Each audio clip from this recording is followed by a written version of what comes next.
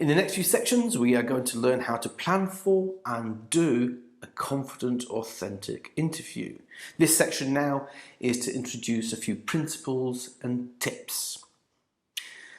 So the day of the interview has finally arrived. Interviews can make even the most experienced professional feel nervous. I know I have been nervous in many interviews.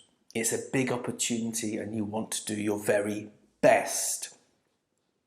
Interviews come in all shapes, sizes and formats, but essentially they exist for one simple reason. I think you can guess.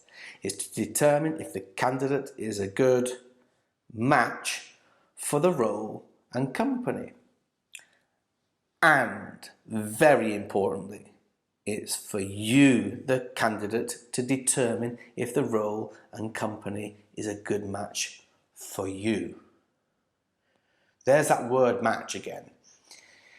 But it is important to think that the recruitment process, and especially the interview, is a two-way process. It is not an interrogation.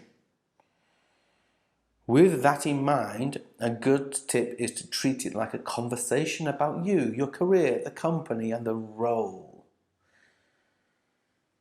Being your authentic self is crucial in the interview process. Being honest about your ambitions, your skills, your experience is very important. It's okay to say, I don't know, I have not had such experience, or I haven't yet developed that skill.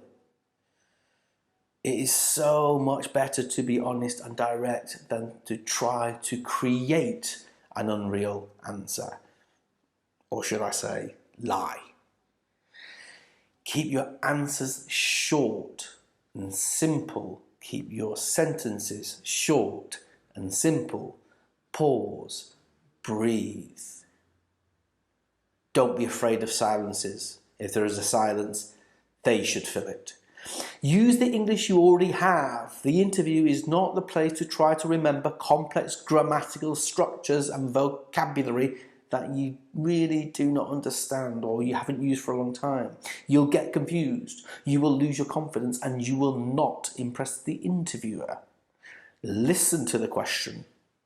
If you do not understand it, ask for it to be repeated or rephrased. I'm sorry, could you repeat that? Or, I'm not sure what you're asking. Would you be able to rephrase it, please? That's okay to ask those questions. It really is. Is the question that they're asking about a real event in the past or a hypothetical situation in the future? This matters because you will need different language skills, which we'll come on to later. And the interviewer is asking for a reason. Ask the interviewer questions. We have a section on this later. This is expected in most interviews. It demonstrates that you're interested in the job and the company, but make your questions impactful. Asking questions to which the answer is really obvious is not a good idea.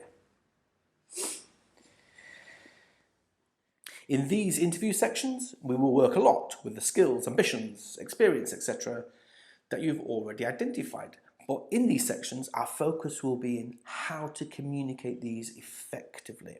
So we've already delved deep into our past and thought critically about our experience.